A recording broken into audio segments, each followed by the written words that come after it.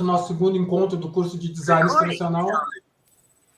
Nosso segundo encontro do curso de Design Instrucional. Nosso tema de hoje vai ser um pouco diversificado, a gente vai entrar mais especificamente na parte do design. Né? Eu tenho notado, e aí vem um puxão de orelha, eu não vou destinar aquela coisa que eu não odiava quando fazia isso comigo na escola, né? Eles davam um puxão de orelha no grupo, né? Porque às vezes o cara... Mas é um jeito, não tem... tem muita gente que ainda não acessou o ambiente virtual, é importante, lá tem coisas, tem tarefas, tem lições que vão auxiliar nosso trabalho aqui, porque a gente vai somar os dois trabalhos, entendeu? A gente tanto vai somar essa parte que vai ser feita aqui presencial, com aquela parte que está sendo feita em movimento assíncrono, onde você pode ler à medida do tempo que você tiver disponível, né? Mas isso é uma grande confusão que a educação à distância às vezes gera, né? De tanto se vender que a educação à distância era dentro do tempo disponível, a gente acabou adquirindo um falso conceito que é que não precisava fazer. Não, aqui precisa fazer, a gente vai precisar fazer todo esse trabalho, então a gente vai estar junto nessas próximas semanas aí de trabalho. Então vamos lá. Bom, estou vendo ali que está saindo um doce bom aí, ó. O pessoal da confeitaria, Eduardo, né, se não me falha a memória, já está lá na labuta ali, ó. Então, legal, vamos lá, gente. Eu vou compartilhar a tela já imediatamente para a gente começar. Se o pessoal for chegando aí, a gente vai acolhendo a todos à medida que forem chegando, tá? Então, vamos lá.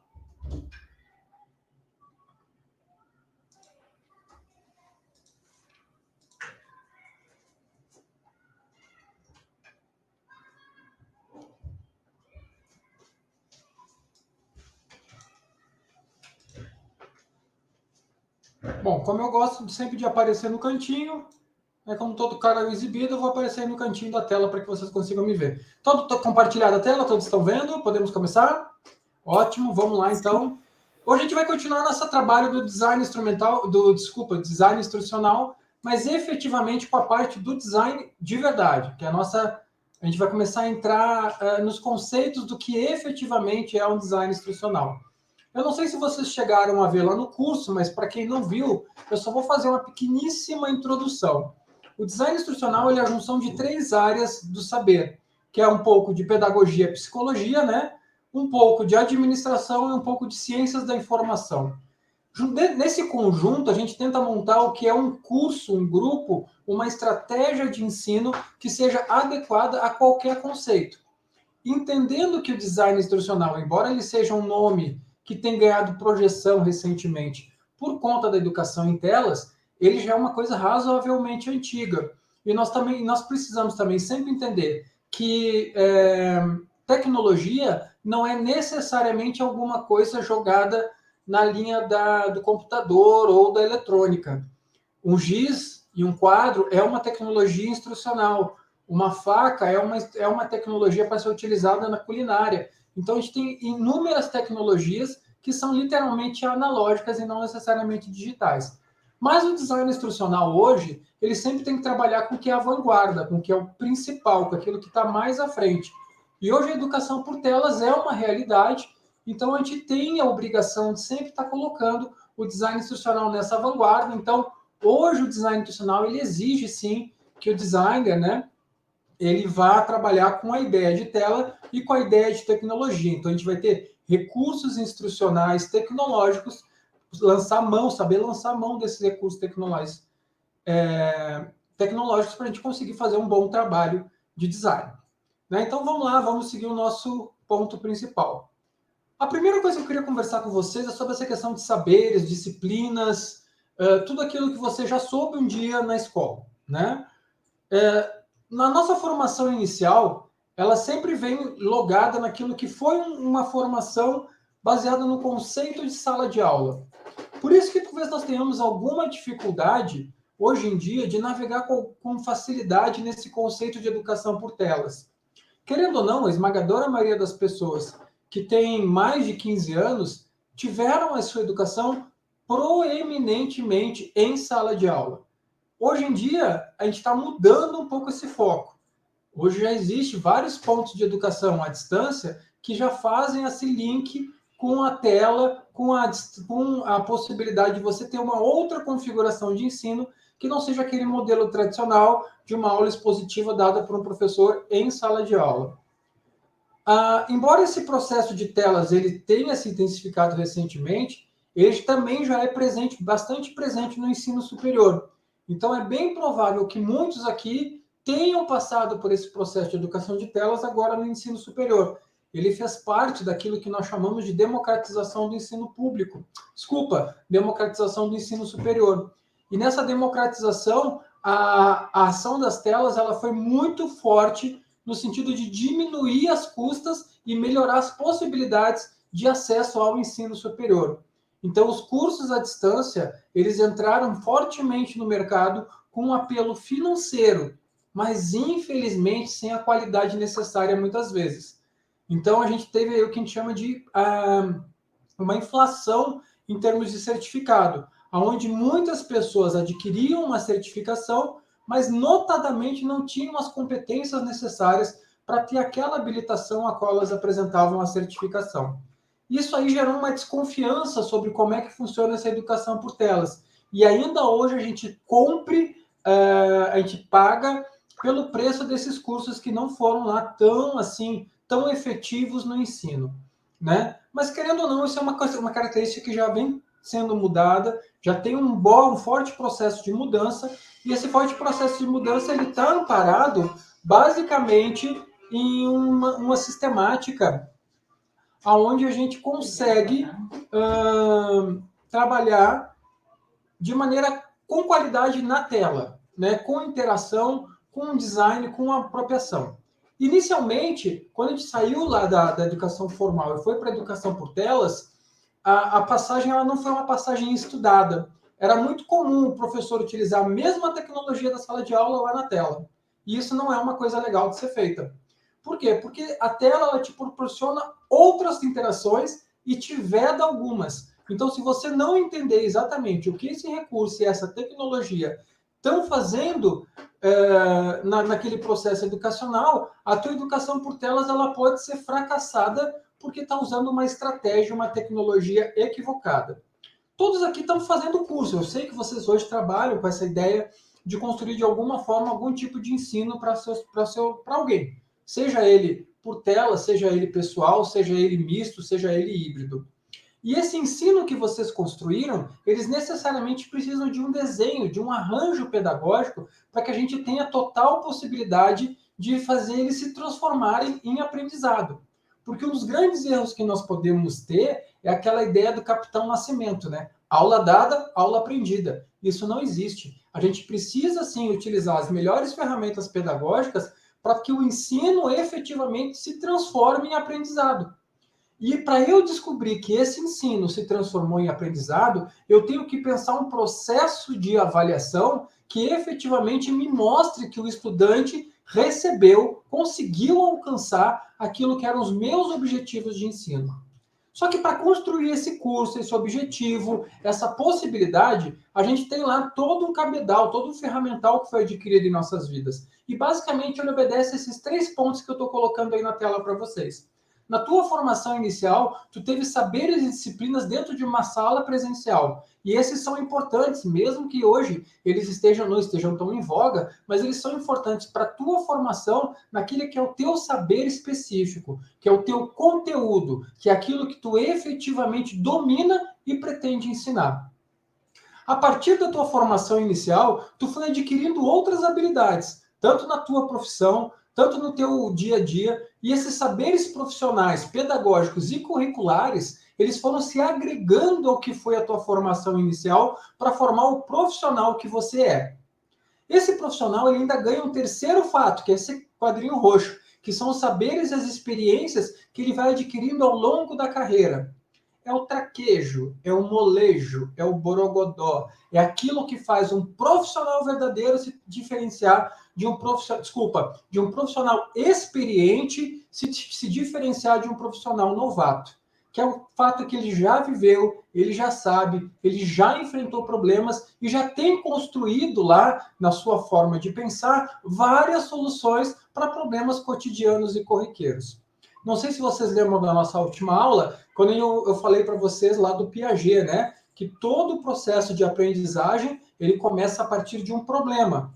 A necessidade que eu tenho de resolver esse problema, ela vai criar uma solução. Essa solução ela vai assentar no meu coração como um aprendizado, para que quando esse problema aparecer de novo, eu já conseguir resolver. Então, o grande processo de aprendizagem, ou o grande estímulo à aprendizagem que um professor ou um instrutor precisa ter, é saber formular problemas que instiguem o seu estudante a querer resolvê-los. Aqui, no caso, eu estou propondo para vocês a melhoria do processo de ensino que vocês estão planejando hoje em dia e potencializar o que pode ser a aprendizagem de um estudante. Basicamente, o nosso conhecimento docente ele é dividido em 3 grandes grupos, né? Isso é do design instrucional, ele trabalha muito com isso. O primeiro é aquele conteúdo específico, é aquilo que você sabe, é o que o Eduardo conhece de culinária, é o que Agora esqueci, me perdoa, essa falha é uma falha terrível, mas é o que o Eduardo conhece de culinária, é o que Perdão? Vocês estão me ouvindo? Sim. Ah, tá. Não, eu pensei que tivesse falhado aqui.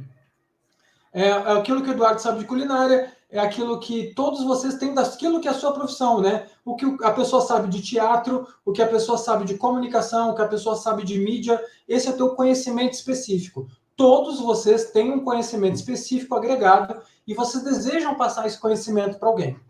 Só que esses conhecimentos específicos sozinho não garante aprendizado de absolutamente nada.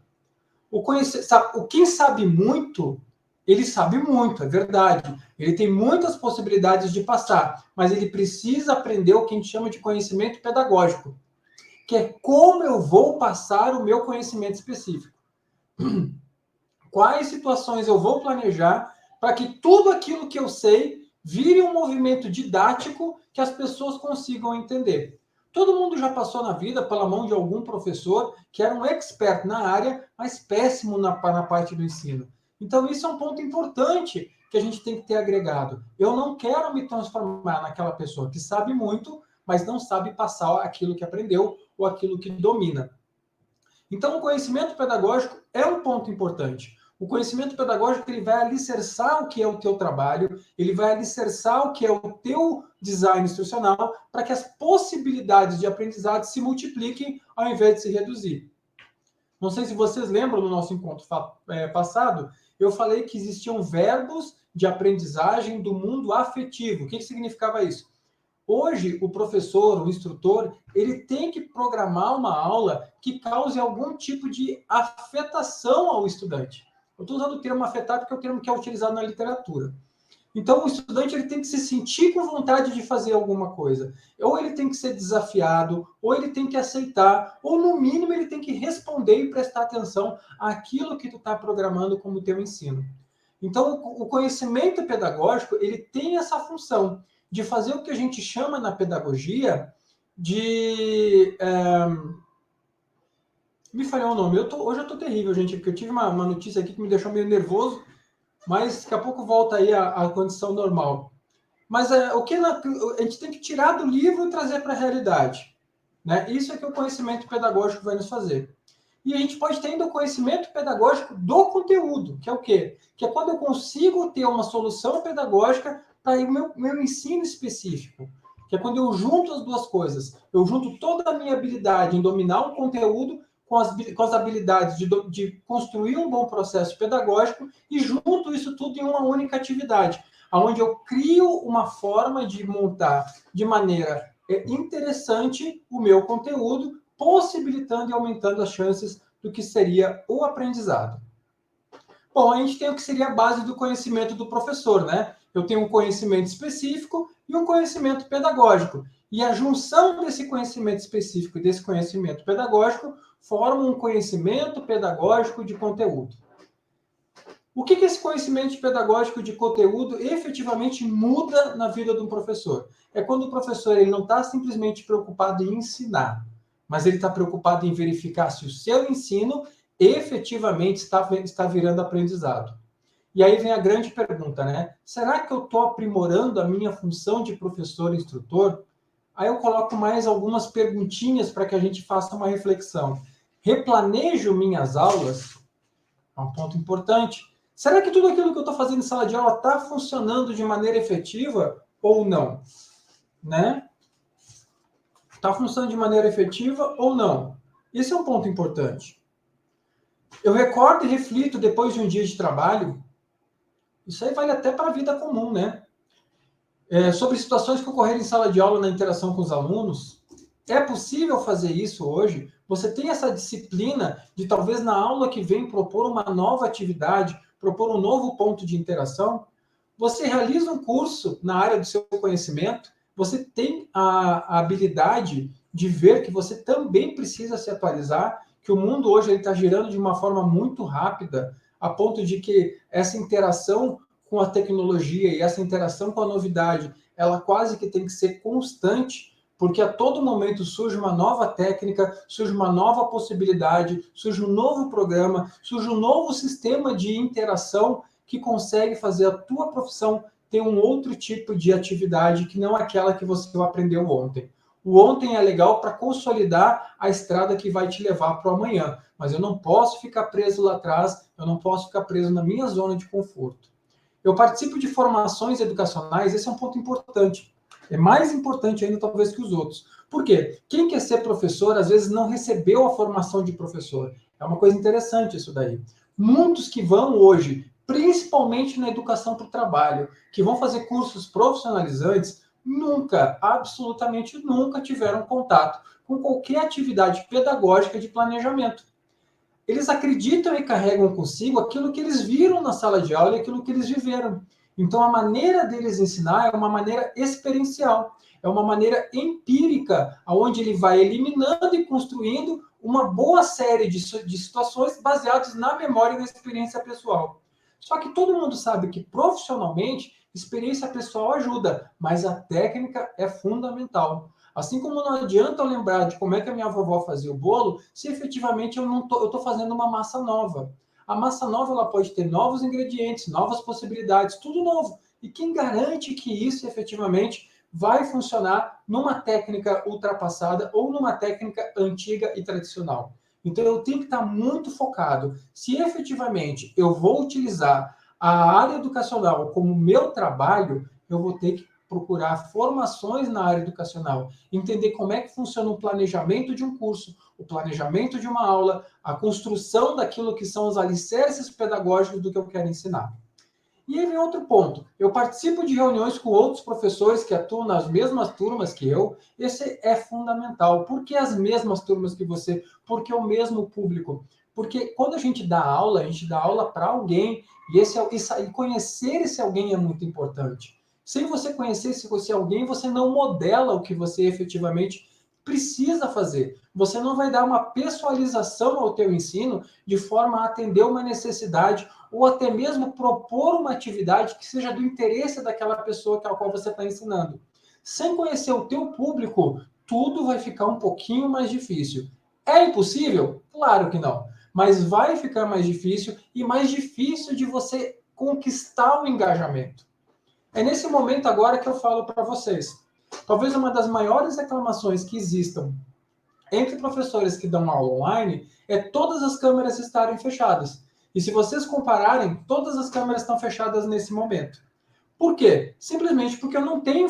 desde que eu comecei esse trabalho, agora que eu comecei a falar, alguns minutos atrás, eu tenho feito aquilo que é o que mais equivocado existe, tanto numa sala de aula quanto numa sala de aula virtual. E eu queria provocar vocês isso, quero mostrar que no momento que eu não gero interação, a interação não existe. Não tem como a gente melhorar a interação se efetivamente o professor não for o primeiro a gerar esse processo de interação. Então, vamos tentar melhorar isso daí e vamos gerar esse que talvez seja o processo de interação. Então, agora eu vou perguntar: educar por meio de telas é necessário? Será que a Regina podia responder para mim? Regina? Oi, tô aqui. É porque eu fico brigando com o meu mouse, tá? Não, tudo bem, tranquilo. Sim, Educar por meio de telas é necessário, Regina? eu acredito que nesse momento sim, né? Mas tu acha que é uma coisa sazonal ou vai durar? Vai durar. Veio para ficar. Veio para ficar mesmo. Eu tive. Eu estou pesquisando muito e eu acredito que isso é uma nova modalidade. Não é nem nova, né? Não Isso é já tão é novo bem assim. antigo. Não, não mesmo, né? Só que veio de uma maneira tão rápida que a gente nem teve tempo de se ajustar em alguns momentos, mas eu acredito que seja necessário, sim. E, Fernanda, qual a tua opinião?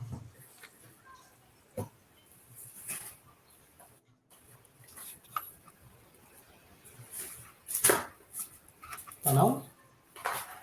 Oi. O Pedro, qual a tua opinião, Pedro? Oi. Então, Hoje em dia, eu vejo Eduardo, que diga. hoje em dia eu vejo que é muito necessário, porque até os alunos, às vezes eles passam da idade, eles já perguntam, professor, você conhece algum lugar que tem curso online?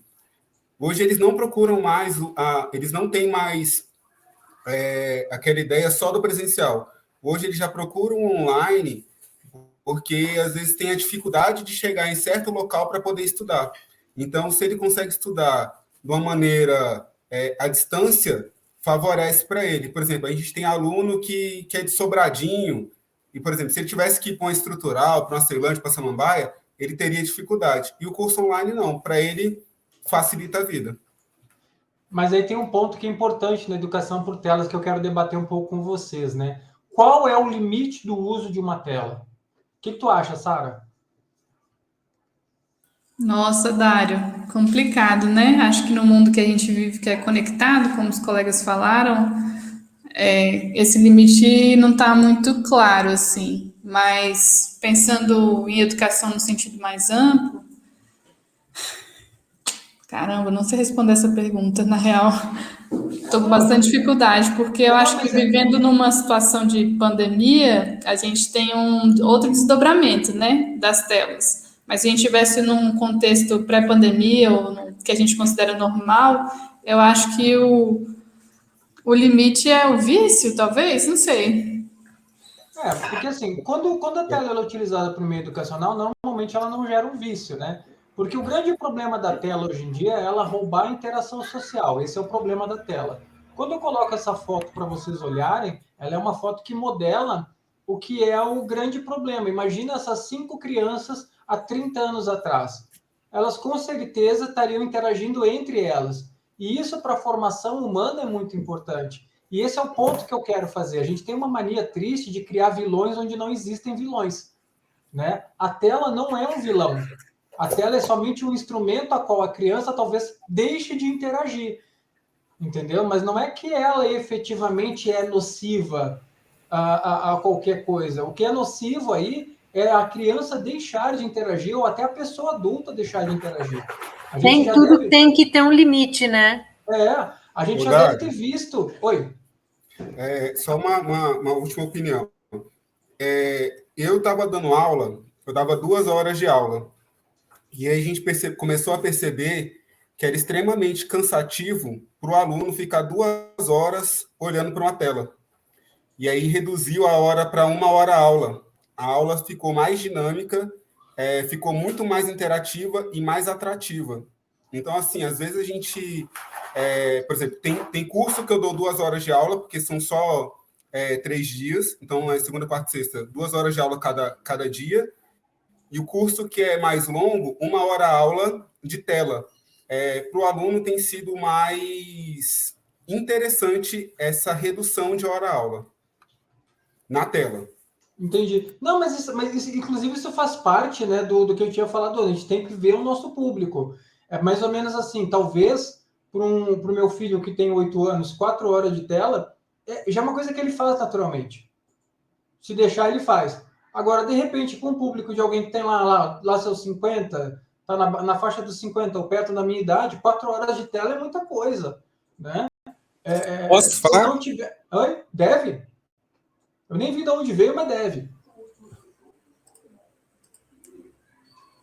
Quem pediu Posso falar? Tá me palavra? ouvindo? É o Júnior. Claro. Vai lá, Júnior, fale. Tudo bem? Eu acho que tudo que é novidade e ela é, por um lado, a única opção, ela cansa. Então, há um tempo atrás, a novidade de falar que existia um curso online que você fazia à distância, de qualquer lugar, qualquer hora, era uma maravilha que vendia. Hoje é tão interessante que eu vi uma propaganda de um curso que o destaque dele era aulas presenciais. Olha a loucura, né? A um momento você está lutando para estar tudo online. Aí, quando assim, tecnicamente a gente consegue migrar para o online, as pessoas estão tentando voltar para o presencial, e o presencial que é a novidade. Né? A gente fica até perdido, porque é tanta coisa, é tanta mudança e rápida, né? Esse é um problema que a gente vive, foi aquilo que eu falei. Hoje um profissional ele não pode ficar estacionado acreditando que o que ele aprendeu ano passado é o suficiente para tocar o ano seguinte. Não dá para fazer isso.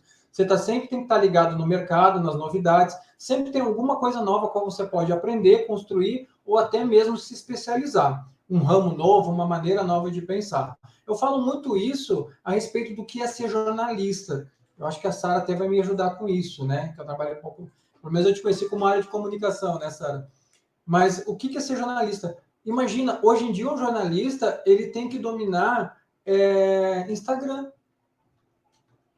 Basicamente, hoje o mercado jornalístico ele migrou daquilo que era a ideia do jornal diário, da revista, ele migrou para a rede social.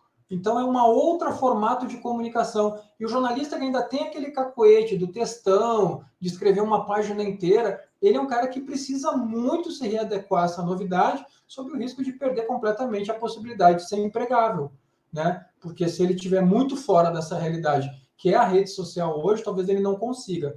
Mas eu quero avançar um pouquinho com vocês. Essa discussão da tela é uma discussão que gera problema, né? E eu quero entender o que é que cada professor acaba fazendo. Primeiro, nós temos eu quero apresentar para vocês o que o design instrucional ele chama de TPAC, que é conhecimento tecnológico pedagógico do conteúdo, né? Na verdade, lá na pedagogia, que é onde eu nasci, vamos dizer assim, isso aí é jornal de ontem. Mas essas palavras novas, elas trazem um ponto importante, que é a palavra tecnologia. Mas, de novo, eu quero frisar para vocês que tecnologia não é necessariamente eletrônica. Às vezes, tu fazer alguma coisa em sala de aula que seja manual tem uma importância tremenda. Quer ver um exemplo? Vocês já pediram alguma vez para algum estudante de vocês em algum curso, né? Ou já viram acontecer com vocês, alguém pedir para você escrever, bater uma foto e mandar no chat? Mas é uma possibilidade que existe. Por quê? Porque isso daí é diferente, é inovador e fundamentalmente mostra duas coisas. E agora a gente vai ter que aprender a fazer essa leitura. É uma leitura importante essa. Primeiro, o teu objetivo de aprendizagem, ele te dá uma avaliação, mas essa avaliação ele te mostra alguma coisa. Imagina que você peça para algum estudante bater uma foto de um desenho que represente aquilo que ele entende por felicidade. Então, inventei uma tarefa aqui. A tarefa é o seguinte: você vai fazer um desenho a qual você vai refletir o que é a sua felicidade, uma coisa de livre criação. Se o estudante fizer e postar, a tua avaliação não é sobre a qualidade gráfica do desenho. Isso daí talvez não seja o objetivo maior. Mas entender que quando o cara faz um desenho à mão, ele vai ter o trabalho de parar, pegar um caderno, desenhar, bater uma foto, subir essa foto para o computador ou para algum sistema e mandar no chat, ainda elaborar algum tipo de explicação sobre isso. Imagina, esse aluno é um aluno engajado? É um aluno que está disposto? E aí você vai ver quem é o primeiro a postar e quem é o último a postar, né? Ou seja, tu tem um monte de coisa que tu pode ver. De repente, aquela atividade ali de atualização surtiu um efeito maravilhoso, mas de repente não. Então, você tem que ter esse conteúdo pedagógico. E quando a gente fala conhecimento tecnológico pedagógico de conteúdo, é basicamente aquilo que nós chamamos de design instrucional, porque é a junção de um recurso tecnológico com uma formação pedagógica orientados a apresentar algum tipo de conteúdo tecnológico, pedagógico e de conteúdo. E o que é o conhecimento do conteúdo? O conhecimento do conteúdo é que tu sabe. Conhecimento do conteúdo é a aula que a gente está recebendo ali de graça do Eduardo agora sobre cozinha ou sobre qualquer outra coisa que você domine. Isso é o teu conhecimento de conteúdo. É o que você sabe especificamente. E aí vem uma pergunta muito importante. Eu tenho completo domínio do que eu pretendo ensinar?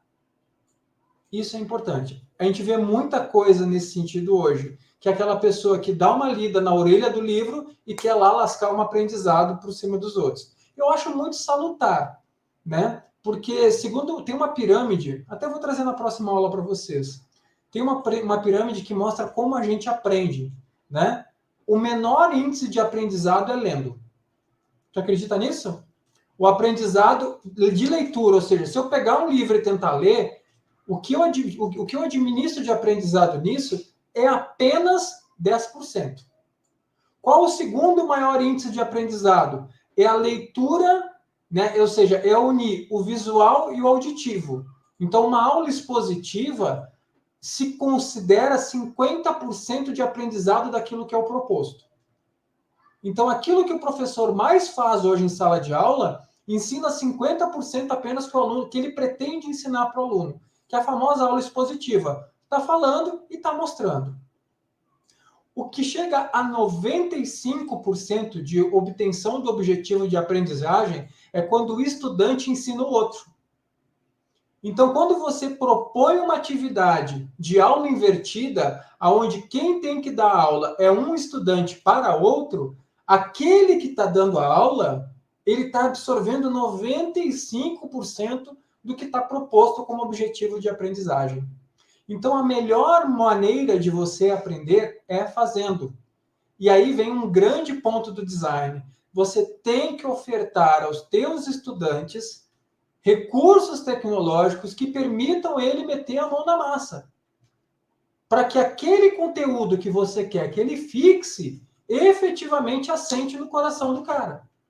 Então, eu acabei de falar para vocês, meio que de forma resumida, o que são os 3 primeiros pontos dessa lista que eu mostrei, que é o conhecimento do conteúdo, ou seja, eu tenho completo domínio do que eu pretendo ensinar, o conhecimento tecnológico, eu tenho domínio de ferramentas tecnológicas de ensino, eu consigo gerenciar hoje um chat, eu consigo gerenciar hoje um Moodle, eu consigo gerenciar hoje essa plataforma de reunião online, eu tenho capacidade de gerar uma boa apresentação, seja ela no PowerPoint, no Canvas ou qualquer outro apresentador. Eu tenho essa habilidade, porque se eu não tenho essa habilidade, eu preciso adquiri-la.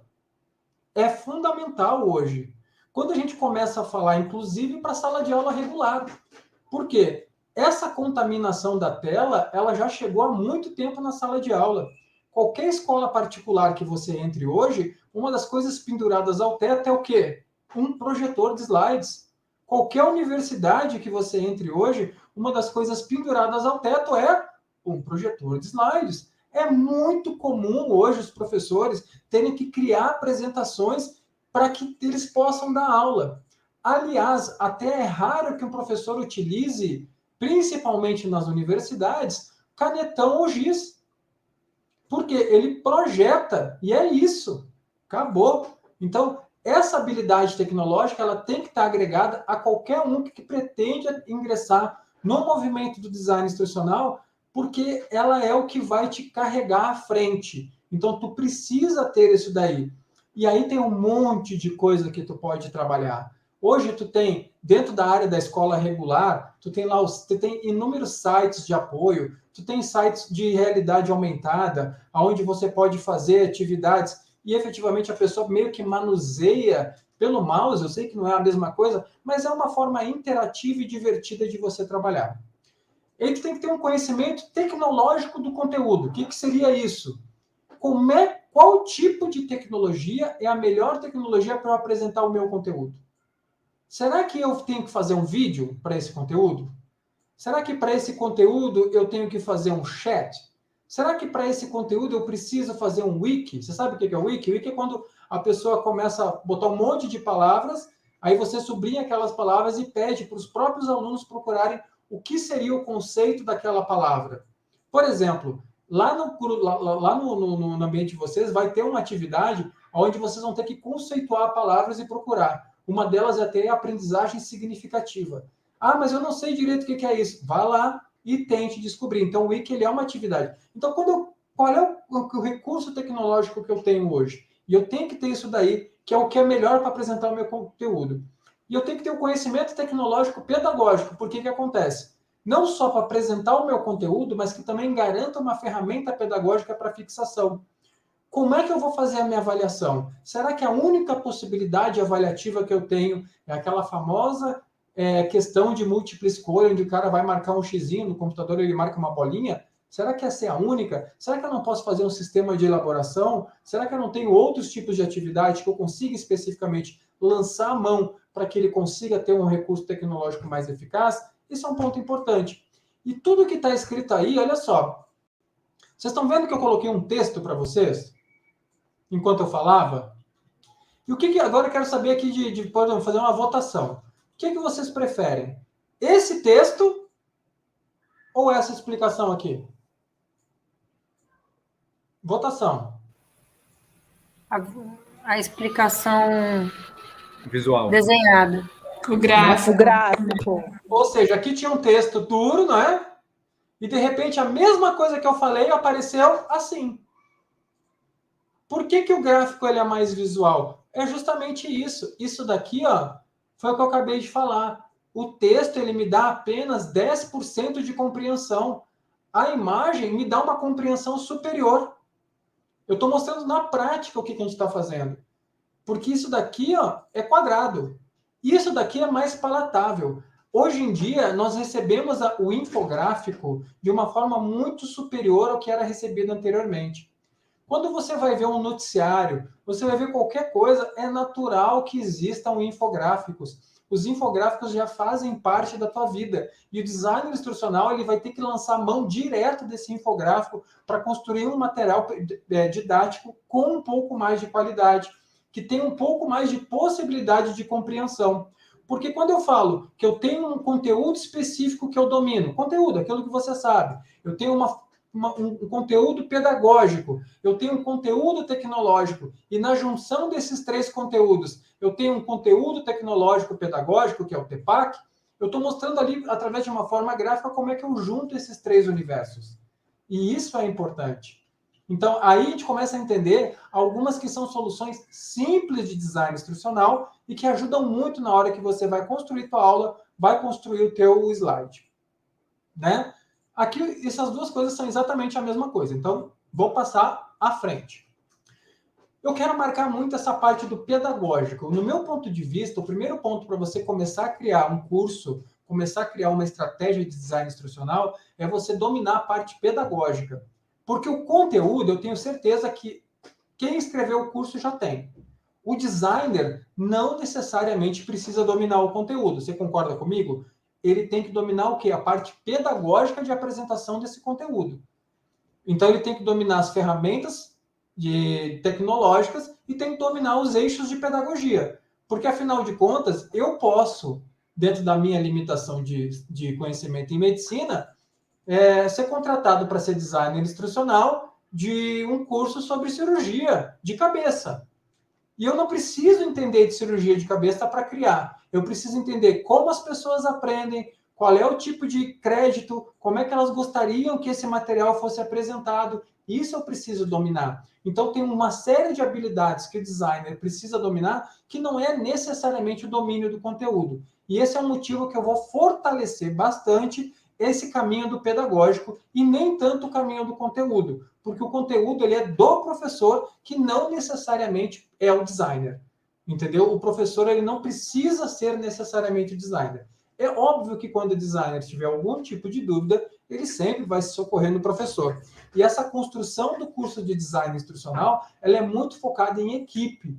Então, é a junção de uma pessoa que domina a área gráfica, de uma pessoa que domina a área de internet, de uma pessoa que domina a área de conteúdo. Isso é muito comum acontecer em empresas que fazem cursos de larga escala. Por exemplo, eu tive a oportunidade de trabalhar juntamente com o pessoal da Udemy, que é uma das principais escolas de cursos online do Brasil. Né? E eu fiz lá justamente o quê? Uma atualização com eles em cima do Moodle, que na época era um sistema que eles não utilizam, mas estavam estudando para utilizar. Eles têm sites de apoio que acabam interligando funções do Moodle a funções do site da Udemy. E lá na Udemy a gente via muito isso. Eles têm uma gigantesca equipe onde a pessoa que editora o vídeo não é necessariamente a pessoa que constrói a apresentação, que não é necessariamente a pessoa que constrói o conteúdo, e nessa junção desse grupo saem excelentes cursos. Vamos lá. O que a parte pedagógica do designer mostra? Eu tenho três possibilidades. Na parte macro, é quando eu vou definir o projeto de uma escola. Então, eu vou definir como é que vai ser o projeto de ensino do centro de juventude, por exemplo. O que esse projeto de ensino vai me dar? São cursos presenciais? São cursos híbridos? São cursos voltados para que público? Com que tipo de pegada? Então, a parte macro é quando eu penso macro, grande, aquilo que é amplo, aquilo que consegue atender uma maior possibilidade dentro da instrução. No caso de vocês, seria pensar o projeto político-pedagógico do centro de juventude, que talvez hoje não exista, mas é um bom desafio para a gente desenvolver até mesmo aqui dentro do curso. O que o Centro de Juventude pretende com os cursos que ele vai formar? Que tipo de pessoa ou de formando ele quer entregar para a sociedade? Isso é um ponto importante para a gente pensar, porque a partir daí tu vai começar a traçar estratégias até para contratação de professores, que precisam estar alinhados a esse que é o macro, que é o principal objetivo do Centro de Juventude, que é oferecer uma nova capacitação, uma nova oportunidade para determinado público. Mas eu tenho ali um design institucional que eu chamo de meso, do meio, né? Que é quando eu começo a estruturar programas e disciplinas.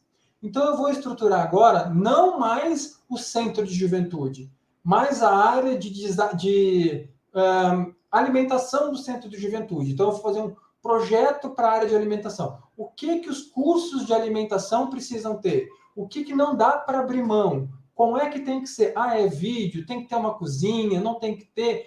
Mas aí eu vou focar isso na parte de alimentação com as características da alimentação.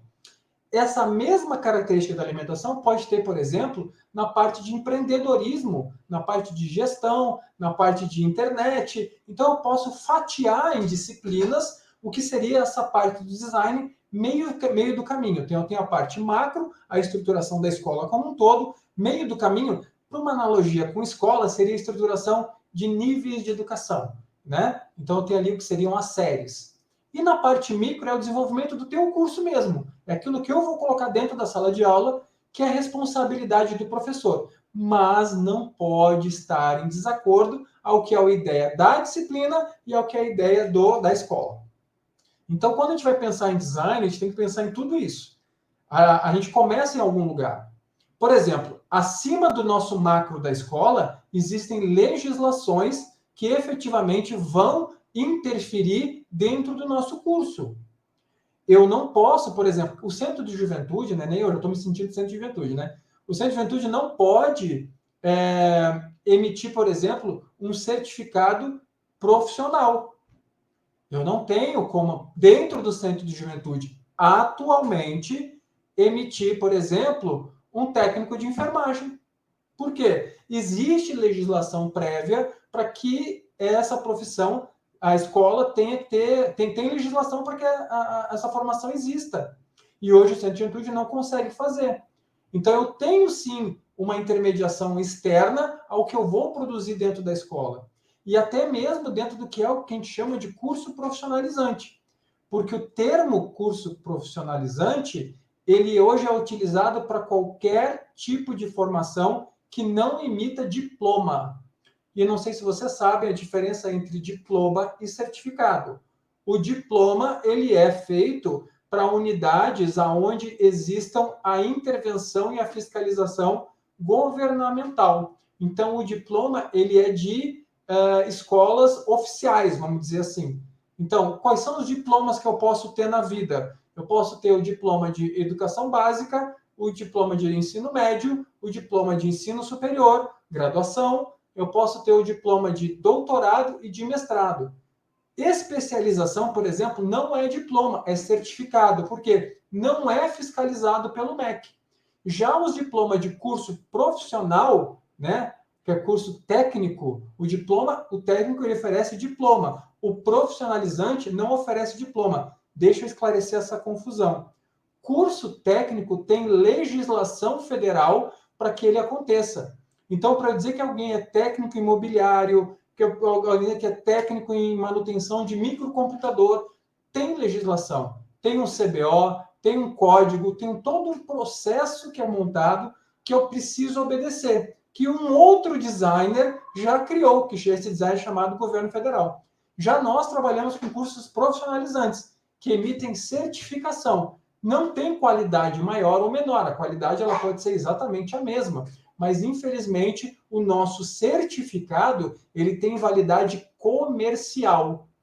É muito mais como alguma coisa que você vai apresentar para melhorar o teu currículo enquanto trabalhador do que com um acréscimo à tua escolaridade formal. Mas os pontos de ampliação são literalmente esses, mas o macro e micro. A gente já falou sobre isso daqui, não sei se vocês lembram lá no outro slide, né? Eu só trouxe para recordar mesmo. Toda a parte pedagógica ela vai estar linkada em 3 pedaços. É um objetivo de aprendizagem, um desenvolvimento de atividades e uma avaliação para saber se a gente conseguiu aprender. Eu uso esse quadrinho aqui literalmente para fazer os meus cursos. Eu sei que é uma coisa antiga, arcaica, mas eu estou aqui mostrando a minha fraqueza para vocês. É esse que eu uso. Por quê? Porque, para mim, isso daqui tem tudo que eu preciso para começar o design de um curso. E quais são as coisas? A primeira coisa, o objetivo. Nada acontece sem um objetivo. Absolutamente. Eu preciso traçar um objetivo para que o meu curso aconteça. A partir desse objetivo, eu vou criar o que são objetivos específicos, né? Que são subaulas. Então, cada aula é merecedora de um objetivo de aprendizagem. E a soma desses objetivos de aprendizagem vira um objetivo do meu curso. Então, por exemplo, se eu pretendo capacitar um confeiteiro de bolos e tortas, por exemplo, né? Eu pretendo capacitar um confeiteiro para uso de confeitaria com pasta americana. Inventei uma aqui. Né? Pasta americana é uma técnica de confeitaria. Então, isso eu posso fazer um curso profissionalizante. Por quê? Eu vou pegar alguém que já é confeiteiro e só vou aprimorar a técnica dele. Quando eu faço isso, para ele fazer, para que esse objetivo, né, se tornar um especialista em pasta americana, efetivamente aconteça, eu tenho que seguir caminhos, tenho que pular degraus. Ele tem que aprender a preparar a pasta americana, a esticar, cortar, colar, fazer... E tudo isso vão virando aulas de objetivos menores. Então, basicamente, quando eu falo da parte pedagógica, o que eu estou falando? O que eu espero ao final da aula, que é o meu objetivo. Então, ao final da aula, eu espero que o estudante faça isso. Eu vou ter que delimitar qual o caminho eu vou percorrer para que essa habilidade que eu programei para ele chegue ao final e como é que eu sei que eu cheguei lá. E aí vem uma parte importante, né? Eu não sei, eu estou com dúvida se o pessoal conseguiu entender o que é a parte mais importante de uma aula. Alguém poderia dizer para mim? Não sei se ficou claro para vocês. Qual é a parte mais importante da aula? Tem cola aí na tela. Se o aluno... Tem cola na tela. Hã? Se o aluno aprendeu. Olha para a tela aí do celular aí. Verbo de aprendizagem. O que é a parte... Ah, muito bem. Quem foi que falou verbo de aprendizagem? Eu não consegui ver. Porque tá na tela, né? Não, gente, a parte mais importante de você construir um curso é você traçar verbos de aprendizagem. Por quê? Porque é isso que o cara tem que aprender. Você está dizendo para ele que ele vai aprender isso. E até mesmo a tua avaliação, ela nasce desse verbo de aprendizagem. Quer ver uma coisa bem simples? Imagina que eu tenho que aprender a calcular, né, a converter, por exemplo, xícara em peso. Quem já não passou por esse problema? Eu estou pegando a parte do Eduardo, embora ele tenha saído, mas azar. Né? Quem já nunca passou por esse problema que lá na receita estava escrito lá 3 xícaras de farinha, 3 copos americanos de farinha. Quanto é isso em peso? Então, o que eu quero que a pessoa aprenda? Ao final da aula, ele vai aprender a converter medidas xícara em peso. Então, tá. Sabe como é que a gente convertia medida antes da internet? Ligando para a avó. Ligando para a avó, bem isso aí. Elas sabiam sempre tudo. Copo americano, vó, filha, você pode pôr tanto de tanto que dá tudo certo. Vai dar tudo certo. Mas isso é experiência, né? Conhecimento empírico, ele é importantíssimo. Então, se o objetivo da minha aula é converter xícara em peso, né? Ao final da aula, qual é a habilidade que o estudante vai me mostrar? Quem arrisca aí? Quem arrisca, eu vou falar agora, eu vou chamar alguém aqui. Vamos lá, Kelzinha, tô com saudade de você. Quem arrisca aí? Como é que eu... Ó, vamos repetir a pergunta, tá? Se ao final da aula eu pretendo que ele converta uma xícara em peso, qual é a habilidade que você espera que ele te apresente no final da aula? Caramba, qual é a habilidade? Uai, de medida, uai? Não? De conversão. Lembra qual foi o verbo que eu usei? Converter, né? Converter. Converter Entendi. xícara em peso. Em peso. Tá, Exato, então é um esse é o verbo. verbo de aprendizagem. Isso vai guiar a minha aula. Na hora de Perfeito. avaliar, é isso aí que eu vou ter que cobrar dele. Eu tenho que descobrir se ele converteu ou não. Ou É uma não. coisa muito óbvia e muito simples. A Perfeito. gente que complica. Eu Entendeu? Então, adorei. se o objetivo fosse, por exemplo, calcular ao final da aula, o que ele tinha que me apresentar, Pedro?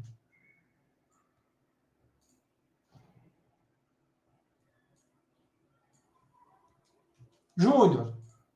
Estou jogando para o lado aqui. Dil tá aí e não participou ainda. Oi. O oi foi de quem? Do Pedro? Foi da Dilson, Dil. Do Dil, pronto, Dil. Então vamos Se lá. ele tem que... Ó, o objetivo da aula, por exemplo, é calcular a fórmula de Bhaskara. Uma coisa bem óbvia, tá? Ao final da aula, o que ele tem que te apresentar? Se ele conseguir dominar a fórmula ao ponto de calcular, fazer o cálculo. Então, tu está entendendo que o verbo de aprendizagem quase que automaticamente se transforma no verbo de avaliação? Porque o que eu entendi é justamente compreender que o verbo sempre é um comando de ação, né? Comando de ação. Por que é importante a gente planejar hoje a partir de verbos? O Dio acabou de matar a charada. É um comando de ação. Você já sabe o que o cara tem que apresentar. Porque antes você colocava lá, por exemplo, coloca lá, medida, transformar já é um verbo, mas antigamente a gente falava assim, ó, o que é uma aula? Aí o cara colocava lá, independência do Brasil. Tá, mas o que da independência do Brasil a gente vai ver? Eu vou compreender, eu vou articular, eu vou... no mundo da era da informação, a gente teve uma mudança muito drástica nas formas de compreender o mundo nos últimos 20 anos. Antigamente, quem guardava segredo era rico. O segredo era a alma do negócio. Hoje em dia, quem conta o segredo fica rico. É o contrário. Nós vivemos num sistema da era de informação. Então, o que mais precioso você tem para vender é informação. Então, você tem que saber articular os processos de informação. E é por isso que o verbo ele tem que ser no infinitivo e precisa indicar uma ação, para que ao final desse processo de ensino, você consiga mensurar alguma coisa. Então, se o objetivo era calcular, medir, construir, fazer, organizar, ao final ele tem que fazer o quê? Calcular, medir, fazer, organizar. O verbo de aprendizagem já se torna automaticamente o verbo de avaliação da aula. E aqui, por exemplo, a gente tem uma coisa que chama-se verbos de Bloom, que alguns de vocês devem ter passado isso lá na faculdade e rasgaram o papel depois que escreveram a dissertação, o TCC. Mas não adianta. Essa assombração voltou para a vida de vocês, tá? Não tem jeito. Por que o verbo de Bloom é importante? Eu expliquei isso muito rapidamente na aula passada, mas eu quero me deter um pouco mais agora, né? O verbo de Bloom ele é importante porque ele cria uma sistematização do ensino, onde eu começo num nível mais baixo e viso alcançar um nível mais alto. Funciona mais ou menos assim. Vocês estão vendo ali que na coluna azul está escrito memorizar, correto? Legal? Na coluna verde está escrito o quê, Glaucia?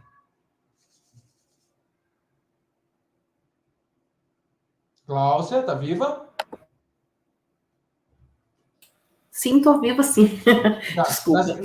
No verdinho está aparecendo o que ali? Os verbos, todos os verbos, é de compreender, né? De compreensão. Compreender. Então, a coluna azul, memorizar, a verde, compreender. Glaucia, tu acha possível alguém compreender, entender aquilo que não conhece? Sim. Tu acha que dá para compreender alguma coisa que você não conhece? Você coloca a partir do momento, não, você coloca compreender algo que você não conhece, eu posso compreender, por exemplo, como se faz uma onda, como que ela se processa, né, uma onda do mar, sem nunca ter ido ao mar.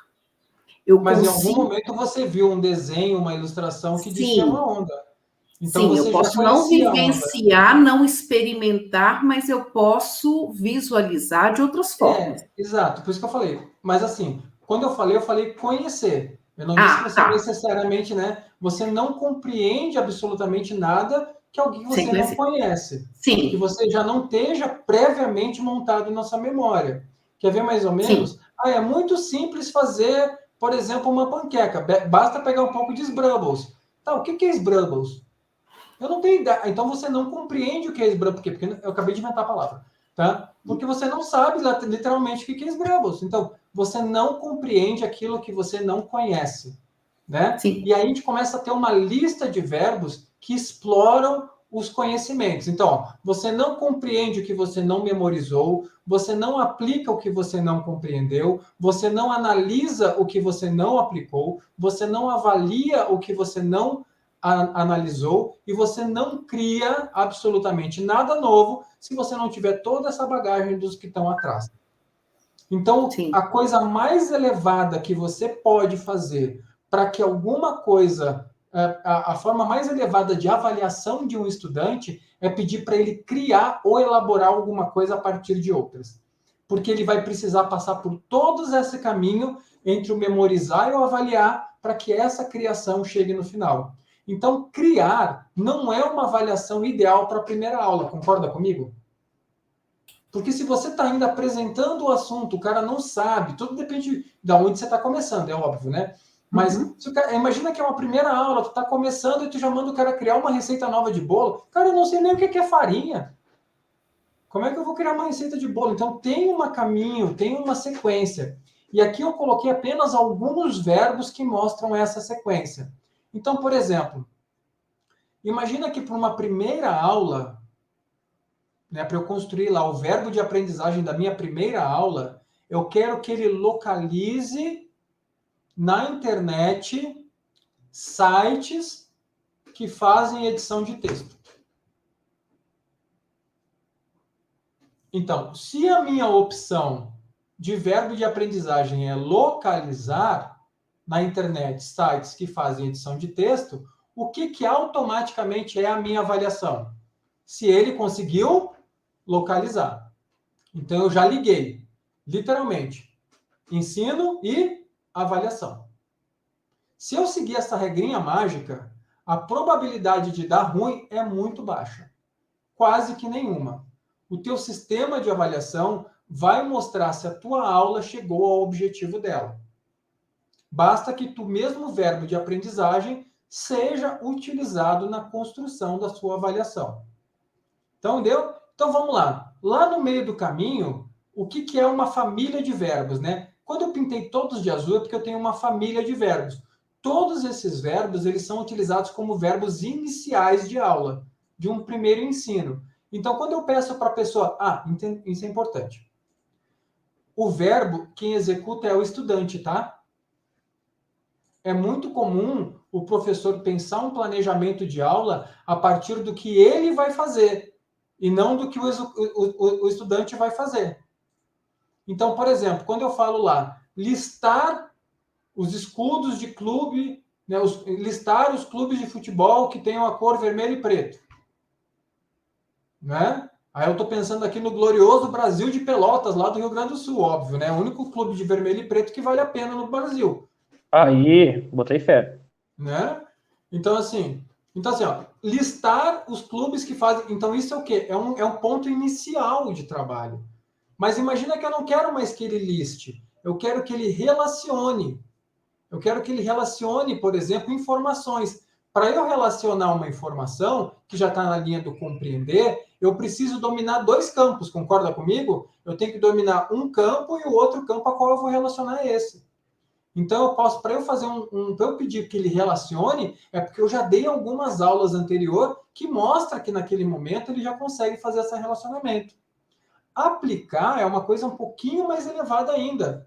Porque imagina que eu peço para ele demonstrar a construção de um bolo. Como é que eu faço para misturar os ingredientes de um bolo? Isso já ele tem que saber quais são os ingredientes, ele tem que saber quais são os instrumentos, ele tem que saber até mesmo uma técnica de como é que pendura, coloca aquilo nas tigelas. Então, quando eu falo que a aplicação, ela já é uma coisa lá do meio. Por isso que ele é considerado um verbo de aprendizagem de meio de caminho. Que eu já tenho um conhecimento e agora eu já consigo a minha experimentação. Eu já consigo aplicar alguma coisa que eu já aprendi. É o primeiro momento onde aparece a dúvida. Isso aqui é o verbo, aplicar é o verbo da dúvida. Sabe por quê? Porque tu efetivamente vai descobrir que não aprendeu na hora que tu vai fazer. Outra coisa que eu quero que vocês entendam é que eu não preciso ter uma aula para cada verbo. Numa mesma aula eu posso sair do memorizar e chegar até o criar. Tudo depende de com quem eu estou falando e o nível de domínio que essa pessoa tem sobre o que eu estou falando. Lá no curso de vocês, eu costumo sair do memorizar e avaliar num pulo só. Por quê? Porque eu estou falando com adultos, já tenho uma experiência de vida boa, eu consigo citar exemplos que trazem a realidade para vocês. Então, isso aqui é só uma apresentação, a gente vai fazer bastante treino lá na internet de como é que constrói verbo. Mas a primeira coisa, vou botar aqui de novo, ó, a primeira coisa que você tem que fazer para ter um bom design instrucional é ter bons verbos de aprendizagem.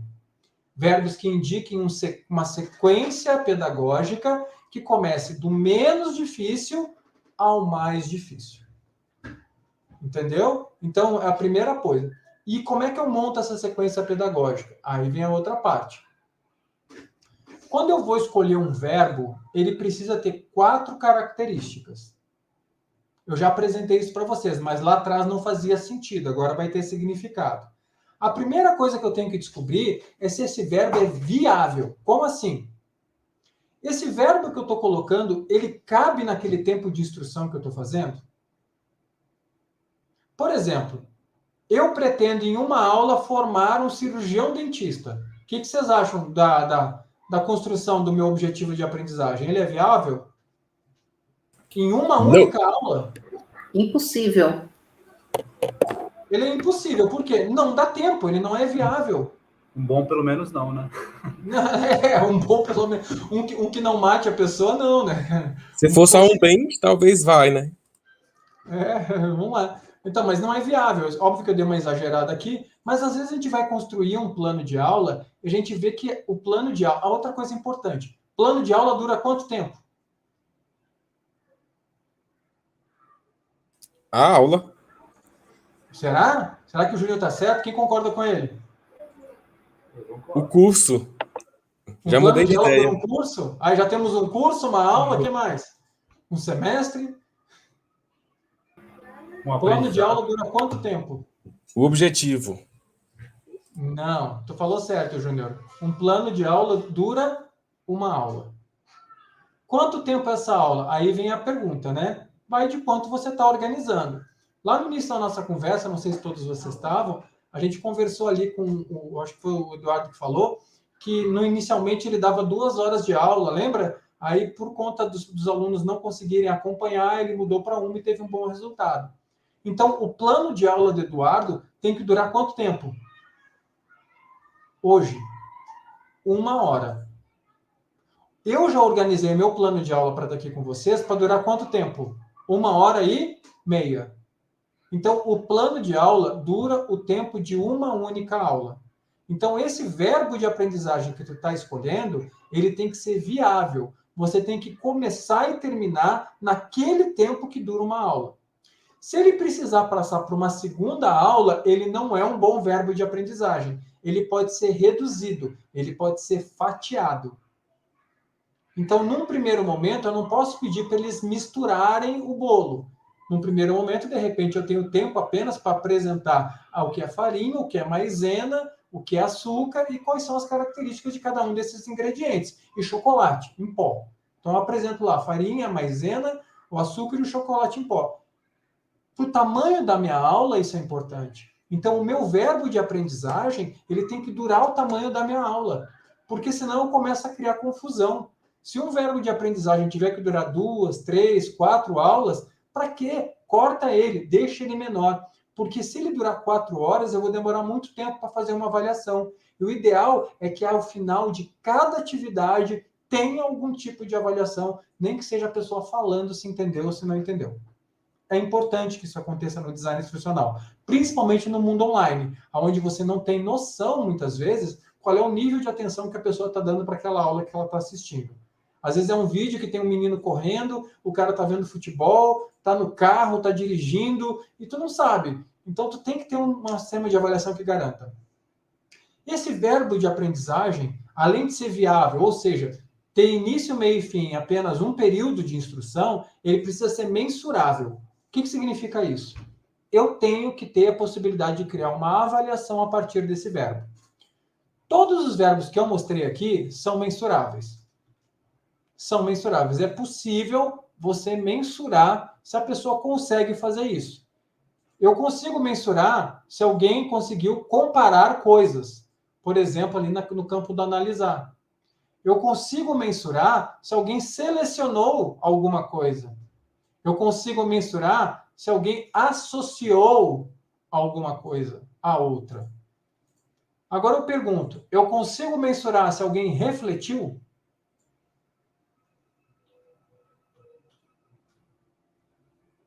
Ah, ele levantou o olhinho para cima, deu uma pensada, então ele refletiu. Você perguntar, né? Não sei. Então aí que tá. Refletir não é um bom verbo. Por que o refletir não é um bom verbo? Porque ele não te dá um verbo de avaliação. Então, alguém falou perguntar, agora não sei se foi a Raquel ou se foi ele mesmo, o João. Então, assim, o perguntar, ele que deveria ser um verbo de aprendizagem. Então, ao final da aula, óbvio que tu não vai falar, o estudante vai perguntar, não. Ao final da aula, o estudante deve o quê? Relacionar, explicar, demonstrar, parafrasear.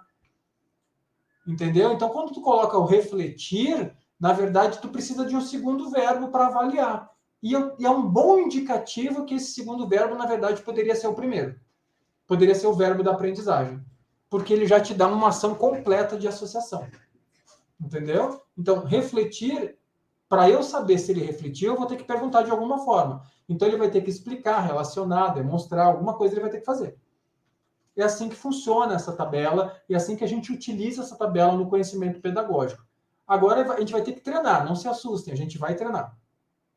Então, voltando lá. Mensurável, tá ali, tá até mesurável, tá errado, desculpa, tá voltando um N ali, olha que coisa feia, né? Mensurável é aquilo que eu consigo medir.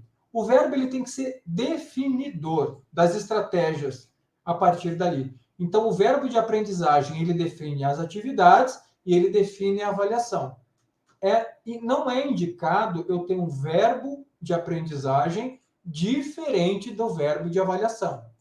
Dá para fazer? Dá. Assim como dá para ir a pé para os Estados Unidos. Não dá? Dá.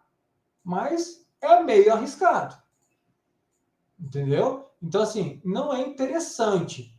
Então, o teu verbo de aprendizagem ele tem que definir tudo o que está acontecendo no teu plano de aula. Então, o que são as atividades que você vai fazer? Tem que ser definida pelo verbo. E ele tem que ser prioritário. O que é um verbo prioritário? É o que eu preciso ensinar agora. Isso é importante porque se ele não souber isso agora, eu não consigo dar a próxima aula.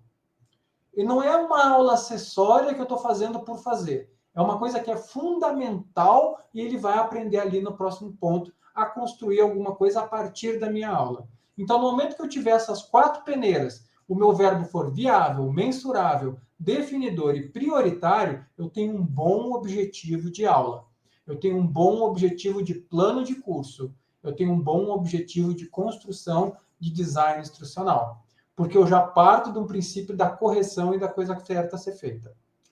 A partir daí, eu tenho aquele campo que eu também já mostrei para vocês, né? Os verbos de aprendizagem são divididos em 3 campos: cognitivo, motor e afetivo.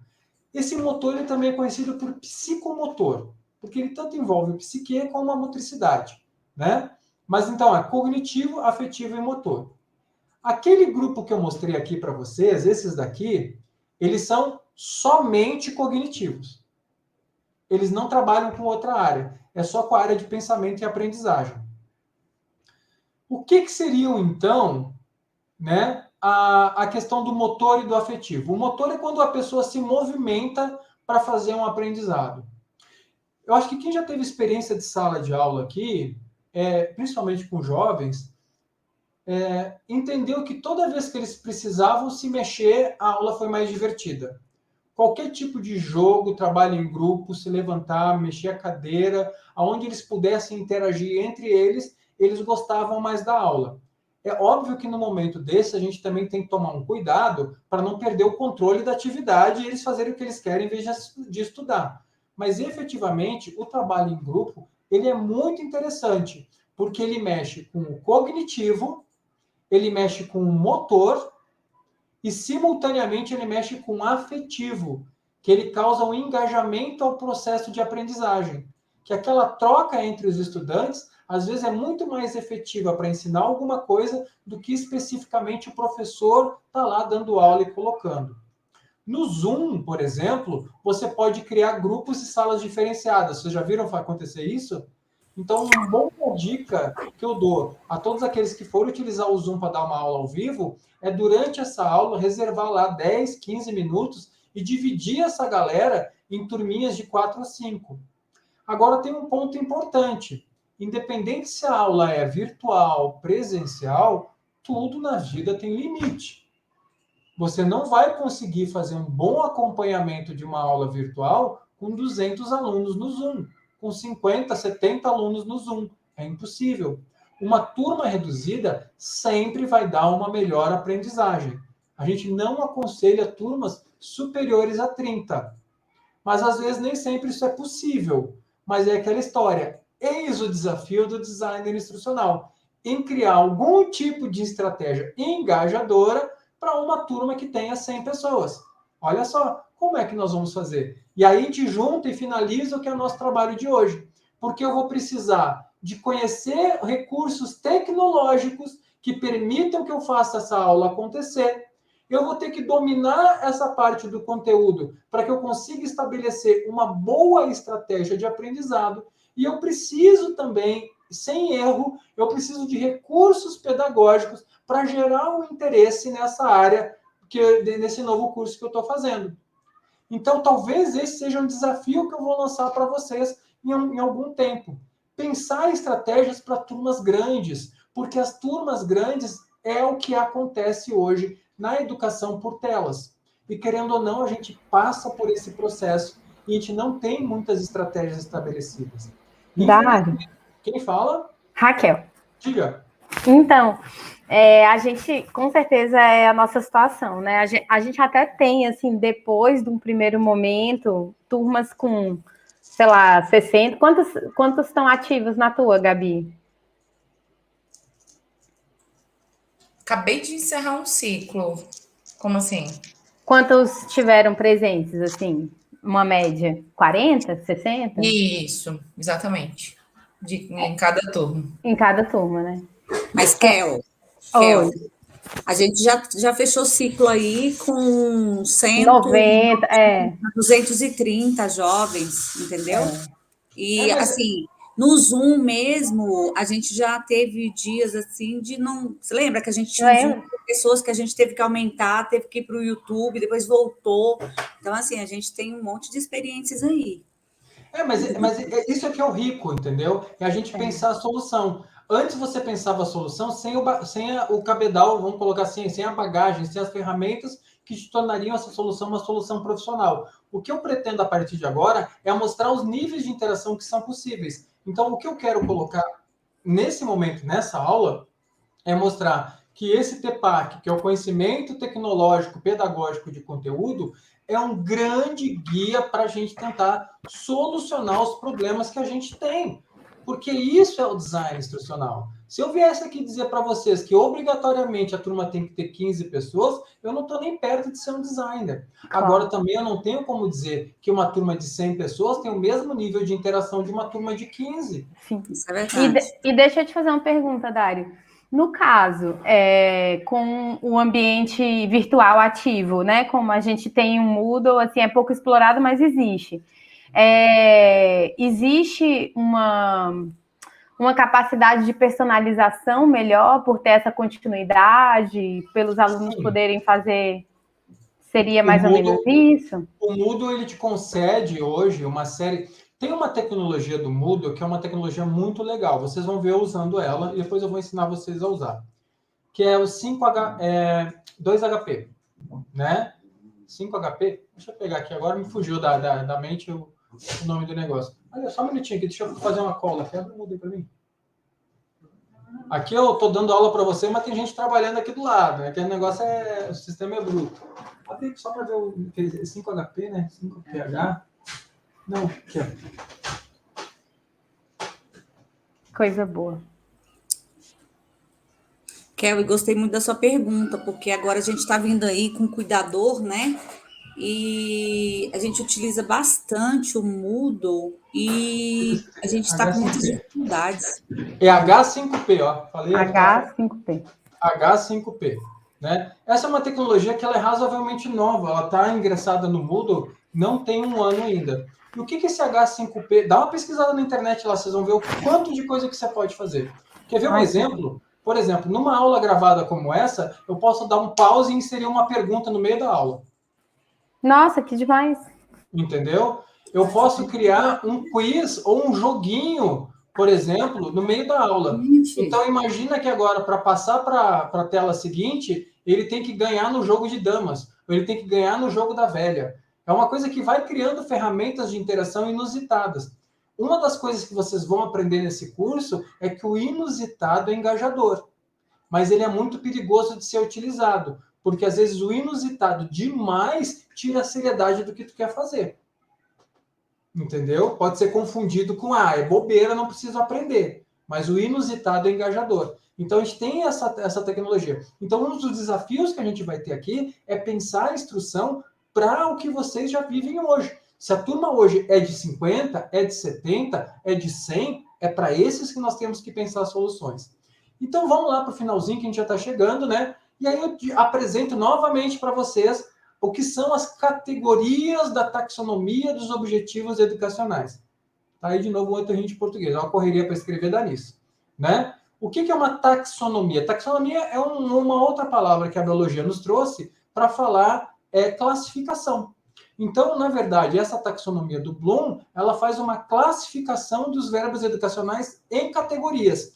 E o que eu estou mostrando para vocês são as categorias. Então, os verbos cognitivos, eles têm as categorias do conhecimento. Por que eu estou lendo de baixo para cima? Porque em cima é o que é mais alto, é o mais alto índice de avaliação, entendeu? Então, é conhecimento, compreensão, aplicação, análise, síntese, são categorias. Dentro de cada uma dessas categorias, tem uma lista de verbos que podem ser utilizados para a construção dos objetivos educacionais.